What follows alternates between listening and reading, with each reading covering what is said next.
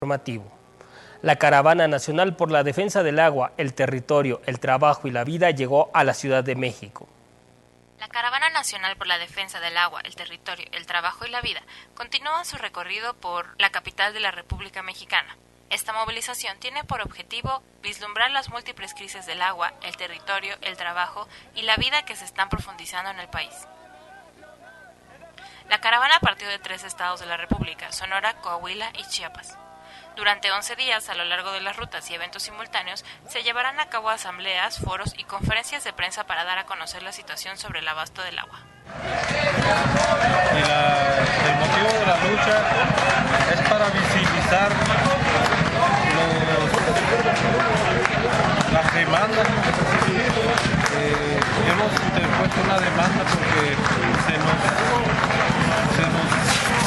hace un acueducto que está sin el consentimiento de los pueblos yaquis. Marchas y la demanda que se interpuso ante los tribunales, una demanda jurídica que la ha ganado la tribu yaqui, pero el gobierno acá se ha hecho caso. Damos la bienvenida a todos los que están aquí presentes, a los compañeros, a los pueblos hermanos, a la tribu yaqui. Es un gran honor para el pueblo. Con la tribu yaqui late el corazón de la patria por su resistencia que ha sido tan grande, porque ellos no han permitido que haya la muerte. Por ellos nuestro país tiene vida. Bienvenidos, hermanos. Venimos en la Caravana del Sur. Yo soy de la tribu Nación Yaqui. Mis compañeros vienen del norte. Hoy llegan a Xochimilco. Son 4 caravanas del sur, del norte, del este, de los 4 puntos cardinales. Las inconformidades que venimos escuchando en la caravana, porque hemos pasado comunidades, pueblos, ciudades, y todo es en contra del gobierno. Nosotros somos los legítimos dueños de nuestros recursos naturales. No va a venir una empresa extranjera a querer despojarnos de los territorios, de las aguas, de los recursos naturales, del trabajo y de la vida. Nosotros, los yaquis, la nación yaqui, estamos en una zona semidesértica y la poquita de agua que tenemos para la agricultura y ganadería nos la están desviando hacia la ciudad de Hermosillo. La Organización Mexicana de Enfermedades Raras presentó una campaña sobre la enfermedad Niemann-Pick tipo C.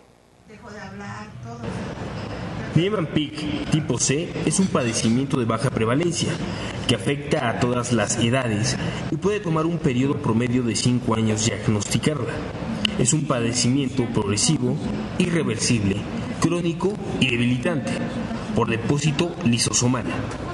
Con la finalidad de concientizar sobre la importancia del diagnóstico temprano de la enfermedad y la influencia que esto tiene en la calidad de vida del paciente y su familia, la Organización Mexicana de Enfermedades Raras, OMER, presentó la campaña Piensa de Nuevo, Piensa Niemann-Pick tipo C. El trasladar la información científica y de apoyo, cómo identificarlos, para nosotros es determinante porque significa vida. Las personas que vivimos con una enfermedad poco frecuente, una enfermedad rara, ¿sí?, nos sentimos muy agraviados en el momento en que pasa el tiempo a lo que nosotros llamamos peregrinar diagnóstico. Como lo han visto, es muy amplio ese periodo, pero también redunda en una situación emocional, económica y de mucho desgaste para una sociedad que está viviendo con personas con discapacidad y una discapacidad progresiva que también va destruyendo el tejido social. Nos gustaría, además de poderles mostrar la situación científica, los términos y las bases científicas de todo esto, cómo hacer diagnóstico, cómo se atienden, y que sepan ustedes que en nuestro país tenemos la posibilidad de cambiar la vida de muchas personas que están sin diagnóstico. Y quisiéramos que dieran, al principio, la Organización Mexicana de Enfermedades Raras, tiene como objetivo agrupar a asociaciones que tratan de enfermedades frecuentes, pero el colectivo es difundir el conocimiento de estas enfermedades. Estas herramientas que ponemos a su alcance, como lo han visto los datos científicos, el saber la realidad de nuestro país, facilitar herramientas como las aplicaciones que se están desarrollando para el teléfono. Ni siquiera el médico tiene que pensar en otra cosa más que abrir el teléfono o su dispositivo inteligente para poder hacer una sumatoria de datos clínicos que pudieran orientar a esta enfermedad. Pensar de nuevo es pensar en Niemann-Pick tipo C. Quisiéramos de su colaboración para que esta campaña llegue a cada vez más médicos.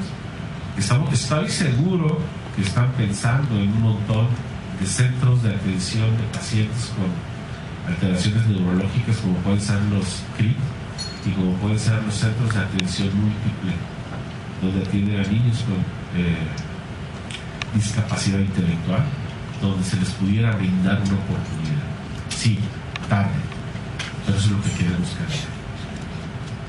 que las mamás no tengan esa voz cortada y no se dediquen solamente a custodiar a sus hijos, rompiendo con todas sus ilusiones, con todo su proyecto de vida, con el proyecto de vida de una familia y consecuentemente de un país. Es una enfermedad lisosómica y el lisosoma es una parte de la célula que se encarga de hacer diversos procesos, entre ellos el transporte de lípidos.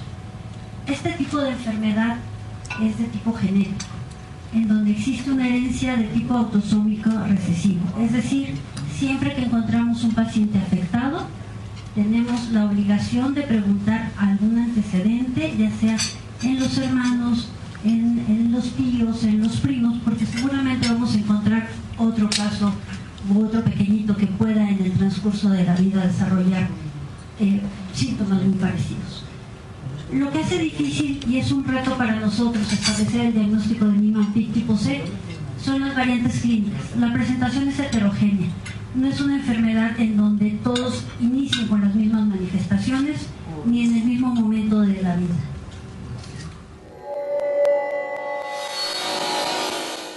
INDEPED y el TEDF trabajan en conjunto para facilitar el voto de las personas con discapacidad. El Instituto para la Integración al Desarrollo de las Personas con Discapacidad en el Distrito Federal y el Tribunal Electoral del Distrito Federal llevaron a cabo una plática informativa sobre los derechos político-electorales de las personas con discapacidad. Fundamental que las instituciones electorales de la ciudad estamos llevando a cabo para que esos ejercicios se puedan desarrollar de la manera más amplia posible, ¿no? A través de, en el caso de las personas con discapacidad, el buscar mecanismos de accesibilidad para facilitar en los términos prácticos el ejercicio pleno del derecho al voto. Hoy nos cita en este lugar la oportunidad de poder hablar sobre el ejercicio de los derechos político-electorales de las personas con discapacidad, a través de impulsar la participación en la vida pública de la ciudad mediante la búsqueda de un entorno en el que las personas con discapacidad podamos participar plena y efectivamente en la dirección de los asuntos políticos públicos sin discriminación y en igualdad de condiciones como las demás personas. Como ustedes saben, el artículo 29 de la Convención sobre los Derechos de las Personas con Discapacidad, primer instrumento amplio de derechos humanos en el siglo XXI, propone un cambio de actitudes y enfoques sobre las personas con discapacidad.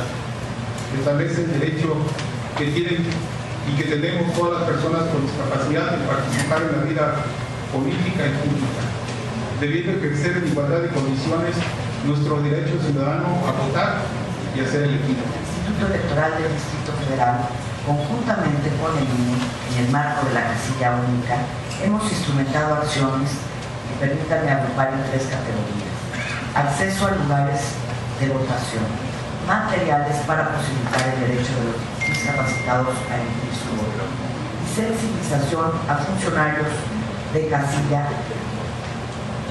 para atender a estas situaciones. Primero, ubicación de casillas en lugares de fácil acceso. De las 12.626 casillas que se instalarán en la Ciudad de México, 12.587 cuentan con facilidades para ingresar a ellas. Se encuentran en planta baja, tienen espacio suficiente, accesos amplios, rampas. Solamente 39 de estas casillas no tenían habilitado estas facilidades. Sin embargo, se está trabajando para instalar rampas provisionales. 2. Materiales para posibilitar el derecho de los discapacitados a emitir su voto. Contamos con aditamentos especiales que se colocarán en las 12.626 casillas que se instalarán en el Distrito Federal para que los ciudadanos que tengan alguna discapacidad puedan votar sin ningún problema. Para aquellas personas que tengan alguna discapacidad visual, se les entregará, además de la boleta electoral, una mascarilla en braille. Es un soporte tipo sobre hecho de cartulina en la cual se introduce la boleta. Esta mascarilla tiene ventanas que permiten ubicar el recuadro del candidato o partido que se pueda que se quiera elegir. Además, para que puedan introducir sus boletas en las urnas correspondientes, cada una de estas urnas tiene una lectura braille para identificar la elección de que se trata. También tenemos el sello X. Este es un artefacto diseñado para las personas que tengan una falta total o parcial de alguna extremidad superior o algún problema de coordinación motriz. Este aditamento tiene un mango ergonómico con un elástico que se adapta a cualquier parte del cuerpo. Y en lugar de cruzar la X de su partido preferido con el crayón, lo pueden hacer con este sello. Mamparas. Las mamparas tienen especificaciones especiales en cuanto a sus dimensiones, tanto en la altura como en lo ancho. Cualquier persona que utilice silla de ruedas puede entrar en la mampara y además la altura le permite con toda libertad ejercer su voto. Nuestro apoyo es la sensibilización a personal de las casillas, a los integrantes de las mesas directivas de casilla para prevenir cualquier clase de discriminación. En esta plática se firmó un convenio entre el INDEPEDI y el TDF para potenciar los derechos político-electorales de este sector de la población. Para Anunciación TV, Cristina Vázquez. Más información sobre el quehacer sin lucro de la sociedad civil mexicana en www.anunciacion.com.mx. Tenga usted un muy buen día. Hasta la próxima.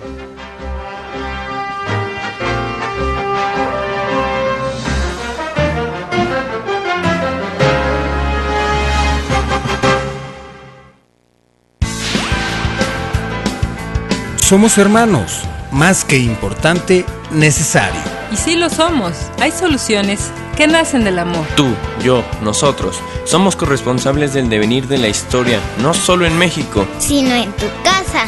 Fundación para la Promoción del Altruismo IAPE presenta Somos Hermanos, en KW Televisión, con Tere García Ruiz.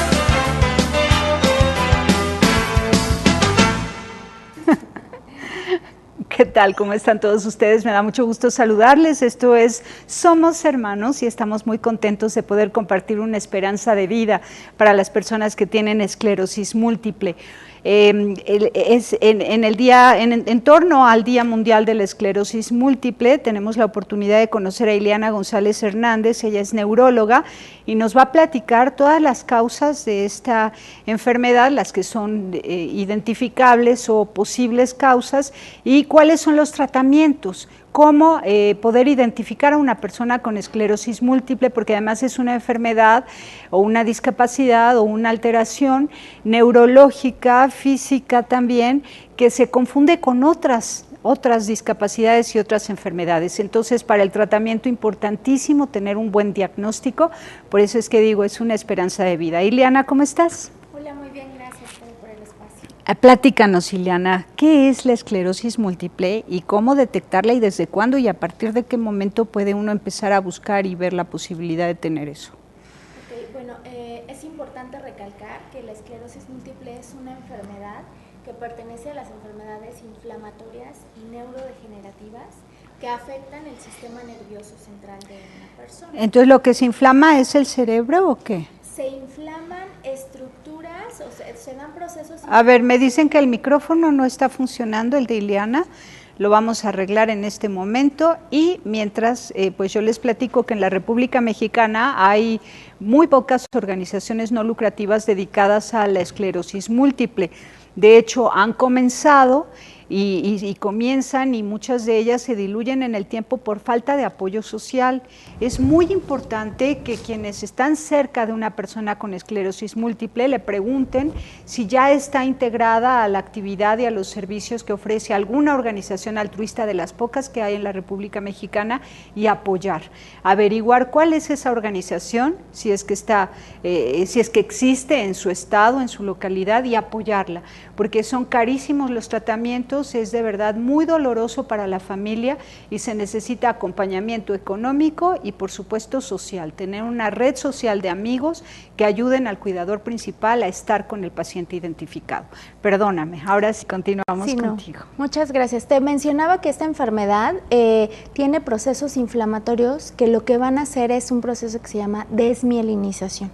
Significa que se va a ir perdiendo la mielina que normalmente tenemos, o nuestras neuronas tienen mielina, y lo que va a hacer la mielina en condiciones naturales es hacer que sea más rápido cómo se conduce una orden que da el cerebro para que nosotros podamos movernos, para que tengamos sensibilidad, la visión.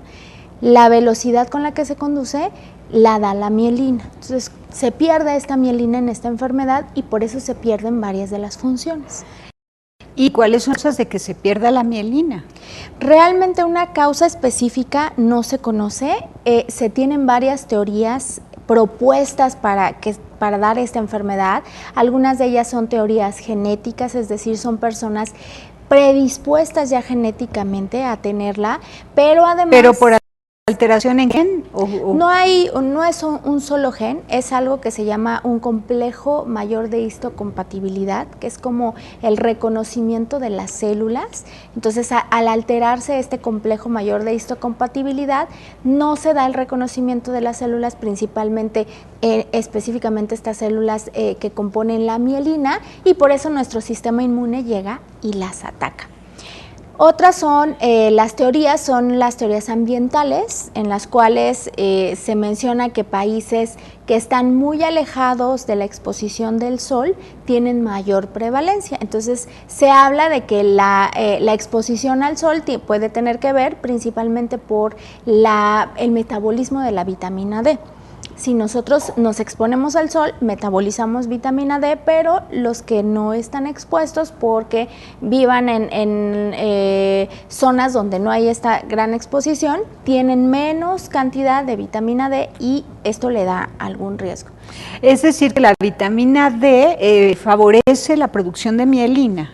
La vitamina D sí, pero es dentro de muchas otras células, favorece como el crecimiento, la diferenciación de muchas otras células, pero se ha implicado también en el desarrollo de las células precursoras de mielina. Y esto lo manejan como hipótesis porque en países nórdicos, por ejemplo, sucede que hay mayor incidencia de personas con esclerosis múltiple. Exactamente, esas fueron las primeras observaciones que se dieron, que en las zonas nortes de Europa, por ejemplo, era muy frecuente esta enfermedad. De hecho, la prevalencia es mucho más alta, 200 habitantes, casi por 100,000 habitantes, cuando hay países que afortunadamente nosotros somos de los países con baja incidencia, que pues la cantidad es mucho menor. ¿Cuál es la cifra que se da en México? En México se calcula aproximadamente 20 pacientes o 20 personas afectadas por cada 100,000 habitantes.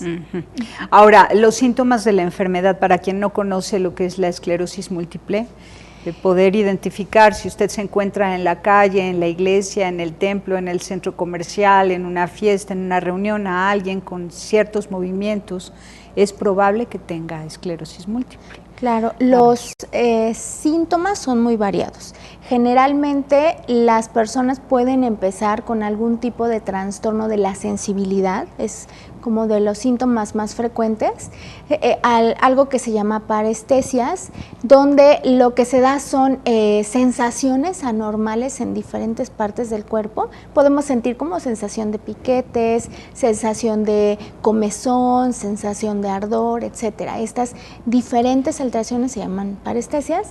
También hay alteraciones motoras, en donde tenemos debilidad de alguna extremidad o debilidad de alguna mitad del cuerpo, o de los miembros pélvicos, o las piernas o de los brazos. Se dan también, la fatiga es un síntoma muy común, de hecho el 90% de los pacientes tienen fatiga crónica. Cansancio te refieres. Cansancio, exactamente. También podemos tener disminución de la visión, de hecho eso es uno de los principales síntomas que pueden llevar a una persona a ir con un especialista, donde tenemos pérdida o hay una disminución muy rápida de la visión hasta llegar a la pérdida total de la misma, ya sea de uno o de dos ojos, y que es una situación de urgencia donde obviamente nos vamos a asustar y vamos a ir con el médico. Trastornos de los esfínteres, que ya no controlemos en el esfínter vesical o el esfínter anal, también puede darse, y visión doble son de los principales síntomas. El cuello también, puede ser que no logren ya sostener el cuello. Vamos a un corte y nos dices. Volvemos.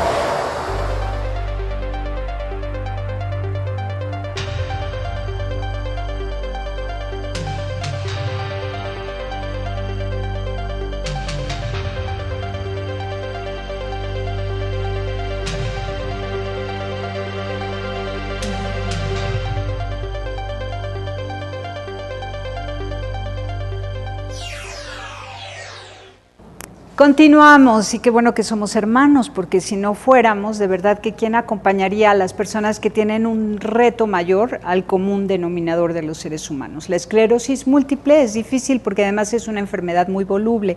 Te preguntaba de si se les cae el cuello también, que ya no tienen así como fuerza en el cuello.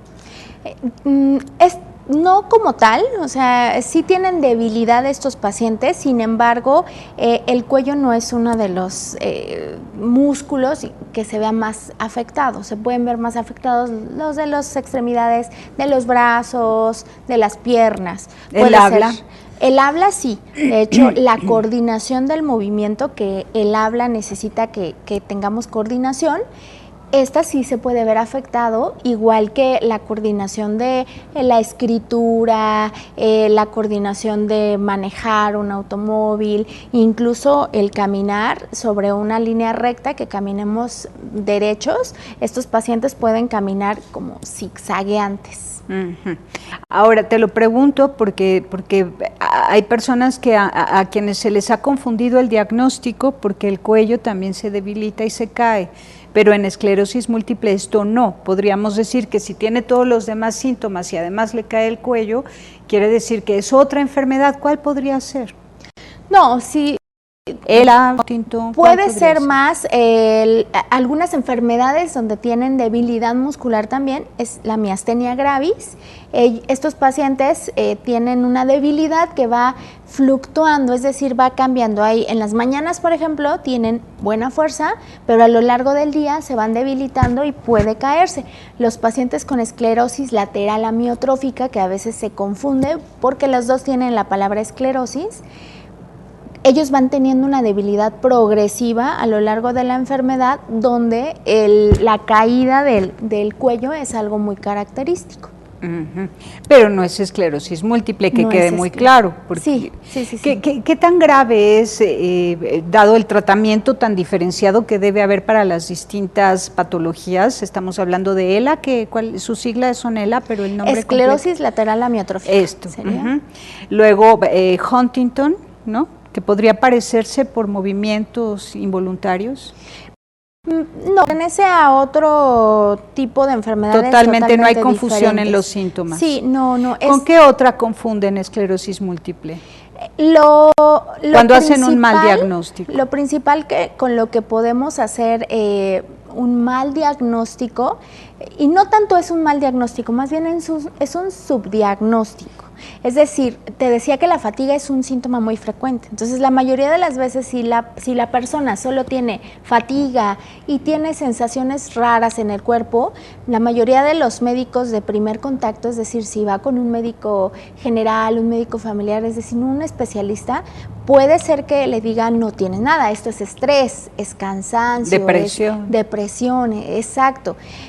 Desafortunadamente, hasta que se presenta un síntoma más aparatoso, como te decía, dejar de ver, que es una neuritis óptica, o dejar de caminar por una alteración de la médula, un síndrome medular, es cuando son focos rojos que obviamente hacen que se haga un envío con el neurólogo y se haga el diagnóstico. Entonces, no es como tal que se haga un diagnóstico específico con otra enfermedad, sino el problema que tenemos con estos pacientes es más bien que no se diagnostican a tiempo. Por eso es tan importante conocer la enfermedad.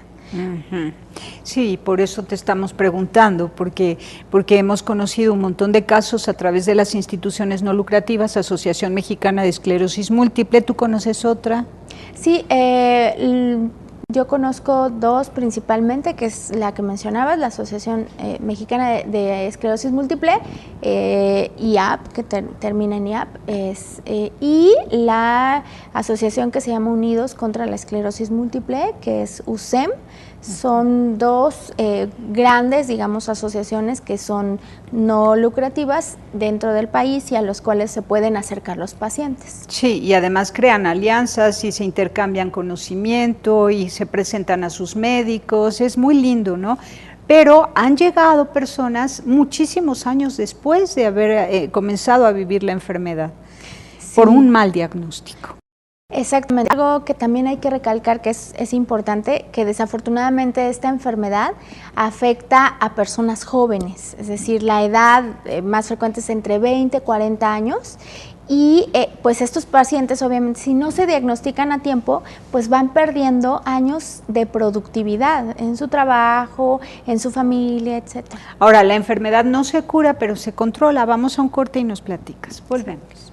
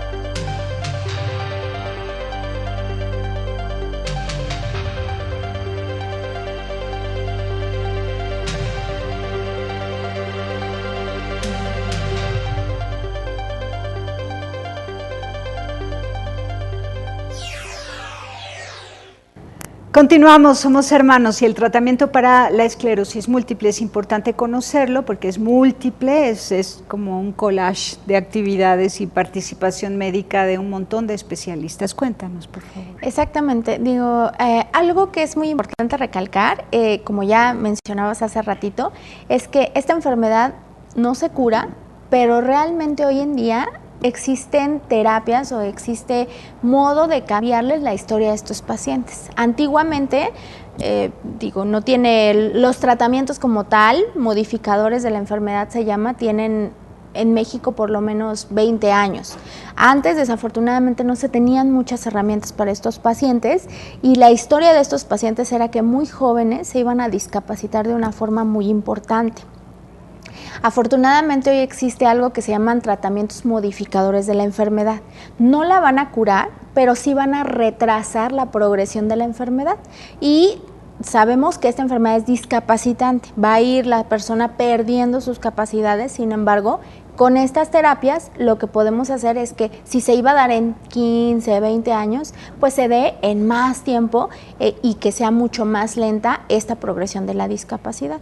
Ese es el centro del tratamiento, digamos que es muy importante que un paciente lleve o tenga un tratamiento modificador de la enfermedad, que hoy en día existen muy variados, son muchos los tipos de tratamiento, y su especialista, de acuerdo a su tipo de enfermedad, a cómo va evolucionando, va eligiendo el tratamiento. Su especialista es el neurólogo. El neurólogo. Es el jefe de todos los que van a acompañar el proceso, que puede haber psicólogos, fisioterapeutas, ¿qué más? Sí, no, dependiendo del síntoma, como casi siempre se va a acompañar de algún tipo de discapacidad, ya sea motora, cuando tenga alguna exacerbación o algún brote en la enfermedad, lo va a mandar al rehabilitador o al terapista físico, etcétera. También se acompaña mucho de lo que es la depresión. Entonces, estos pacientes, obviamente es un golpe duro para ellos y requieren una asistencia psicológica. Además de que hoy en día sabemos que más o menos la mitad de los pacientes en algún momento de la enfermedad tienen algo que se llama deterioro cognitivo. Quiere decir que van a ir perdiendo algunas capacidades. Por lo tanto, un neuropsicólogo sería la persona adecuada para ayudarles, pero no tenemos en el país tanta cantidad de neuropsicólogos, pueden ir con un psicólogo. Si tienen algún tipo de trastorno, a lo mejor con los esfínteres les cuesta trabajo retener la orina y demás, pues irán con el urólogo. Si se acompaña de algún tipo de trastorno sexual también, tendrán que ir con el sexólogo. Necesitarán una enfermera también que les ayude, porque si se tienen que utilizar un tratamiento que a lo mejor va a tener que ser con alguna inyección o con ir cada mes o cada ciertos meses a ponérselo en el hospital, la enfermera les va a orientar sobre esto. Entonces necesitan enfermería, necesitan otras especialidades, una trabajadora social o trabajador social, es decir, es ampliamente o muy variado la asistencia y siempre tiene que ser multidisciplinaria, pero siempre bajo el control de un neurólogo. Siempre. Ahora, ¿toma medicamento? Sí, antiguamente todos los tratamientos eran inyectados, los pacientes tenían que aplicarse inyecciones ya sea intramusculares, subcutáneas o demás, o ir por infusiones cada cierto tiempo. Ya afortunadamente desde hace 4 años casi, 3 años y medio, existen tratamientos ya orales. Entonces los pacientes ahora ya solamente diario tienen que tomar alguna pastilla o alguna cápsula y pueden controlar su enfermedad de una forma mucho más eficaz que antiguamente. ¿Cuál es la fórmula, el componente médico que toman como tratamiento común independientemente de aquellos para casos particulares muy específicos? Te digo, existen la gama, digamos, o la variedad de tratamientos es varia. Los inyectables van desde interferones, acetato de glatirámero, algunos anticuerpos monoclonales, y los que son tomados ya, el más antiguo, que es fingolimod, y de ahí sigue, recientemente acaba de aprobarse un nuevo tratamiento, teriflunomide, que ya son como las 2 herramientas orales que tienen estos pacientes. ¿Cuánto gasta al mes en medicamentos un paciente con esclerosis múltiple? Es variable, el tratamiento modificador de la enfermedad es el costo aproximado mensual, puede ir desde unos 15,000 hasta unos 40,000, 45,000 pesos mensuales. ¡Qué barbaridad! ¿Y el sistema de salud mexicano lo considera como de estas enfermedades raras, susceptibles de ser sostenidas por el gobierno? Es decir, que provean el medicamento gratuito a los pacientes. Los tratamientos están disponibles para pacientes que tienen seguridad, llámese IMSS, ISSSTE, otros gobiernos. Los pacientes que tienen acceso, en este caso a Seguro Popular, han estado, gracias a estas organizaciones que mencionabas hace rato, gracias a los especialistas, esclerólogos en el país, han estado trabajando mucho para que se incluyan estas enfermedades catastróficas.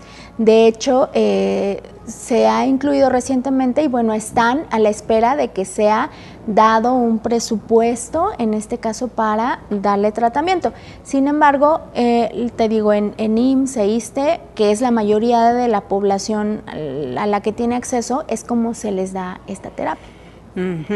Bueno, te lo pregunto también porque si todavía el Seguro Popular no está proveyendo el dinero está en espera de presupuesto para proveer el medicamento a los pacientes con esclerosis múltiple, si algún empresario, algún patrón quiere ser generoso con alguien, puede ya contratar a una persona con esclerosis múltiple para hacer algún trabajo en casa y entonces que tenga acceso a la seguridad social y pueda recibir el medicamento de parte del Seguro Social, el Instituto Mexicano del Seguro Social.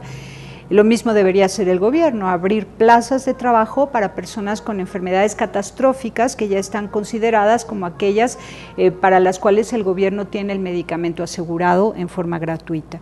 Ahora, dime, la historia de la familia que gira en torno a la vida de una persona con esclerosis múltiple. Esa es una parte bastante relevante en el sentido de que casi siempre nos enfocamos en la persona que tiene la enfermedad y el cuidador, en este caso primario, que casi siempre es la familia, sufre también mucho a lo largo o en el entorno de esta enfermedad. Puede ser muy variado, puede ser desde que la persona tenga un tipo de enfermedad bastante controlable, bastante benigno y en el cual no requiera ningún tipo de asistencia, pero también puede ser que su historia de la enfermedad haga que el paciente quizá tenga mucho grado de discapacidad o que rápido vaya evolucionando, y en este sentido los familiares tienen una gran carga en el cuidado del paciente, porque de ellos depende que se mueva la persona, que pueda ir a sus consultas, que pueda ir a la rehabilitación. Entonces tienen un gran trabajo y realmente es gracias a ellos quienes ayudan para que estos pacientes salgan bastante adelante. Las asociaciones, y de hecho en la mayoría de los hospitales hay grupos de pacientes con esclerosis múltiple que no son grupos por hospital, y se enfocan también en trabajar mucho con los familiares, precisamente porque sabemos la importancia que tienen y también la carga psicológica que llevan, que no es sencillo.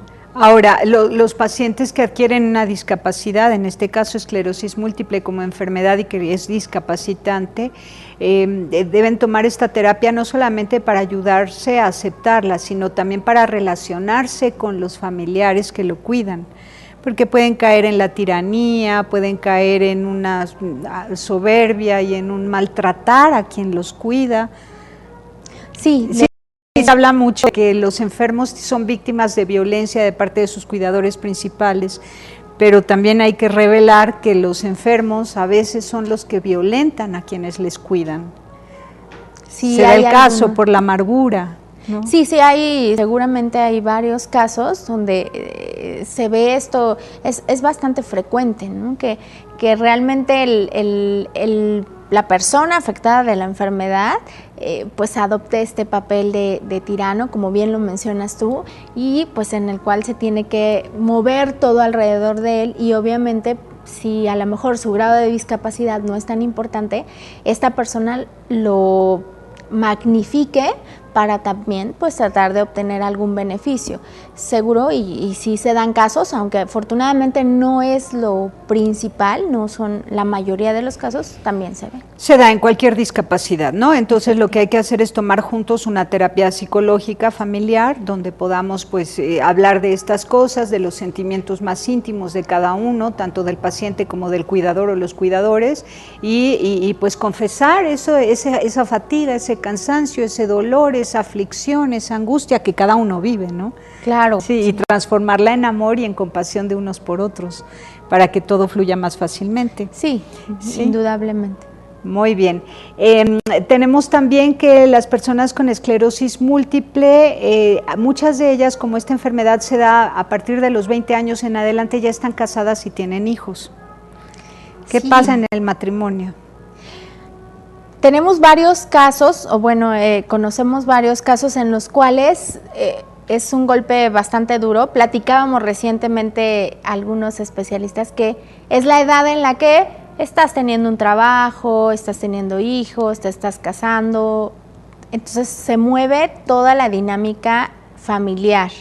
Muchas ocasiones surgen varios problemas familiares precisamente y problemas de pareja por esta situación. Es muy común que las mujeres afectadas con la enfermedad pierdan en algún momento de su vida el apoyo de la pareja. Es un poco menos frecuente verlo en los hombres. ¡Qué barbaridad! Bueno, tus datos han estado en pantalla, así que yo espero que se pongan en contacto contigo como neuróloga y puedas coordinar al equipo de trabajo que giraría en torno a pacientes identificados que te llamen. Muchísimas gracias. Gracias. Pásela bien haciendo el bien. Hasta la próxima. Somos hermanos. Y sí lo somos. Hay soluciones que nacen del amor. Un servicio de la Fundación para la Promoción del Altruismo IAP en KW Televisión.